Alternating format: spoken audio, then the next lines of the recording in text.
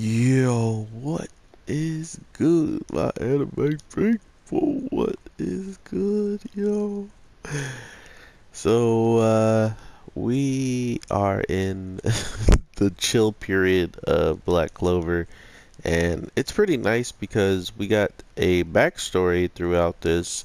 So now it's like half filler, not fully filler, because we get to learn what I feel like is important information of the relationship between Yami and the captain of the Blue Rose girl, Charlotte, because it just makes it um, that much more powerful when they're on the screen together. Because there's a chance that she might confess, or maybe that they'll be able to work together and use a combination attack that's going to make maybe Yami understand how powerful she truly is and stuff. I don't know. I think Yami's just he's just oblivious. I think he might be a good interpretation of what Asta might be like once if he ever became a captain. He'd just be like completely clueless and do things to like help people out, regardless of who they are and expecting anything from it.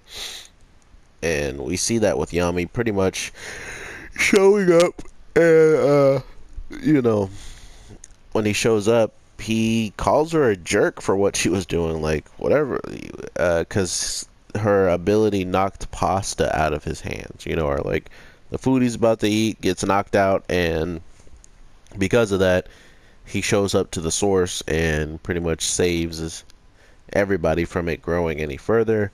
Not to mention, by him saying the things he did say, actually was the reason why the curse itself was broken. So not only are we learning a very powerful backstory of hers when it came down to her abilities, but also we are learning that she truly is all in for Captain Yami, which was interesting this week's episode to see Vanessa kind of giving the same signs of that, but she's kind of been on and off when it comes down to guys, because she really was showing some attention towards the guy who teleports, Feral, a lot. So it's like, for her to go out of her way to try to make Captain Yami see her better than this other girl, it was interesting take on it, because I see her going either way. And then with Captain Yami, I mean, he's so weird that I don't even really think he understands,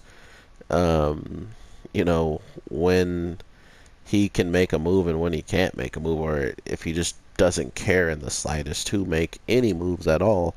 That's also a thing. um, he's relatively just not about it, and he even tells us in that backstory that he likes tough girls, but clearly something still just isn't clicking for him to want to pursue further or something along those lines. So I'm actually really interested to see what his overall end game is with women, Yami, because excuse me, their baby would be stupid powerful. If that was ever a thing, like that kid joins up on Black Bull or the Rose, and he was a character we follow a little bit of when we have more like Asta as a captain or something. Um, I don't know. This show has so much potential, but to be fair, I honestly don't see it going outside of the lines of the two main of Asta and Yuno. Just because I don't see them doing like a spin-off like Asta's kids, Yuno kids, and stuff like that.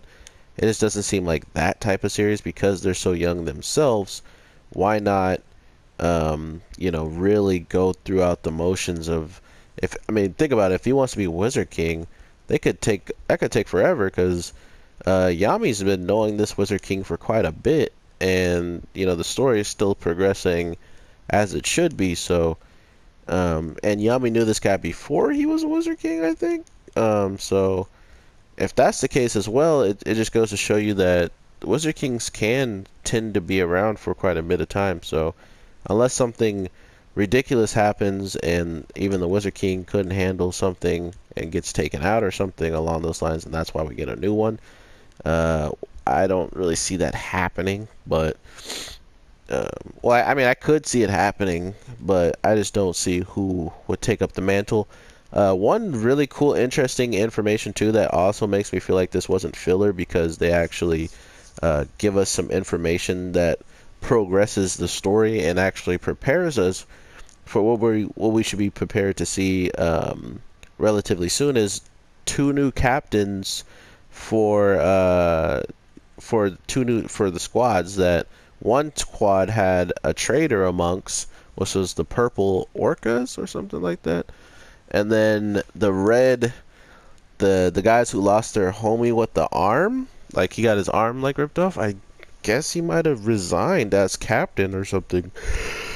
Um, would it be very surprising that he's not as strong as he used to be with just one arm? Not really, but at the same time, I would like to know why he isn't captain. If losing a limb really damages your ability to use magic better, or is it something along the lines of what uh, Lich actually did to him when he was teleported into that place where he couldn't probably use his magic at all? So that's always up in the air, and that information was very, very useful when it came down to not even knowing anything about it, and then all of a sudden getting all this information about us getting to see just who the new captains are in next week's episode. So that's something I'm looking forward to. Not to mention seeing more Charlotte, seeing how she got like a full episode this week, and Vanessa chimed in a little bit there, so did Asta, but this episode literally was catered to the captain of the Blue Rose, and I think for a good reason, because her character is definitely fun. She's been fun ever since we found out Yami was someone that she has a crush on. So, well, I at least enjoyed her a little bit before that, and a lot more after, because just like how her persona is and how her people around her carry themselves, he is the most manly of all mans. So for them to hate on any man and then have a crush on the most manly of men in the anime is absolutely hilarious. The other thing is just seeing Vanessa and her just, doing the cosplay was pretty good fan service. Knowing just the backstory of her was pretty much the big take from this episode, I think, and it was even one of the more enjoyful parts of this episode as well, if you ask me. When we look at the overall narrative of where this festival is going to, it doesn't seemingly have anything too crazy being announced, but it's kind of that part of the story where they're just saying, out of all the things that have changed, these are it, and then they just go through the emotions of telling you what is what, and then since they had some extra time, they're like, we might as well throw in a backstory too. Screw it. Which I'm guessing we'll probably have some more captains' backstories and maybe some special relationships that they have with other captains, or maybe just certain people on their teams. Not sure, because I think the one other person that really hasn't had any time to shine in the sense of character progression, like his abilities and stuff is cool, but we don't know him as an actual person well, and that is Noelle's like oldest brother, or like the highest ranking guy in her clan of the Silver Eagles or something like that. The water people.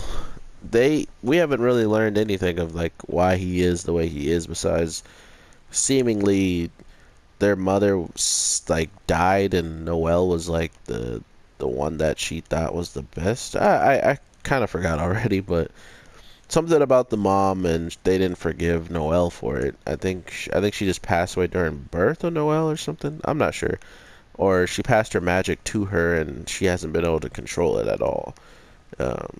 But we're looking into quite a bit of character progression for one character this week, so I wouldn't be surprised if we get more and more in these types of episodes where we have something crazy pop off, and then on our relaxation time we get a little bit of that backstory, or when they're trying to recover, they're telling us just some stuff about them overall. So really enjoyed this episode. I kind of expected another one of these types of episodes. Why I'm getting on to the review a little bit later is because I just expected it to be something more relaxing and self-contained. So it was, which it was almost filler until they started giving us some good backstories and stuff like that. So I appreciate that, and I hope that they continuously tell us more and more about the captains in their own way. Sure, it might be kind of late for some of them because we're on like 69 episodes now, and there's seemingly some big stuff coming up in the future. So hopefully, none of them die. And then we learn their backstories while they're dying and stuff like that. Because it seems like that's what we're getting in the story. Like, we have fought in two of the Midnight Suns, and both of them were threatening like a whole entire like kingdom, pretty much, or like a whole entire nation, so to speak. Like, one threatened all witches and that forest that they lived in, and then the other guy was threatening the whole entire water temple.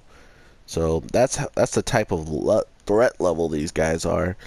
And to think that we're going to have, we're getting closer and closer to the end, and we haven't really gotten the boss to let go of his energy the way that we saw the Midnight Suns trapped his energy when he was releasing too much and stuff. So we never seen him actually release that in a manner towards like an attack or something like that. So with two of the members pretty much being KIA or MIA, we kind of know that if Lich goes into a mode where he's about to self-destruct like he was the first time we seen it, we might actually see that move, like see what actually comes out, because no one's going to be really there to stop it, so to speak. Unless the guy who I've been wanting to see out of all of the Midnight Sun, the guy who steals and copies moves, I'm kind of afraid to see what happens to him now that we see everything that's happened to the other two. I mean, the second girl got off kind of easily because she was one of the people that Mars knew and stuff, but this other guy who stole Yami's move and he was using other people's moves before that, I don't know. We'll see. We'll see where this all goes. But overall, my anime people, I hope you guys have a great night, evening, morning, whatever the case it is when you're watching this. And I definitely would like some support on all these videos, but since you guys already do such a good job of just watching them, the likes are kind of extra at this point. Thank you guys for even just viewing my content. It means the world to me to know that you guys are even watching. So when you guys comment, when you guys like, this makes it that much better for me, and overall to see that you guys are enjoying what I'm putting out, or even just want to talk to your boy. So with all that being said, I will have some more content for you guys. I will always try to put out daily content. I don't think I have a reason to really miss a day unless like a lot's going on in my personal life. But if nothing's going on and there isn't an anime that drops on the day that we usually have an anime, I'll still try to find a replacement slot or something like that. So we will always have daily content, and I hope you subscribe for that reason, or just because you like the way I talk about anime. So regardless, I hope you guys are here for the next one, and I will talk to you later. Alright, peace.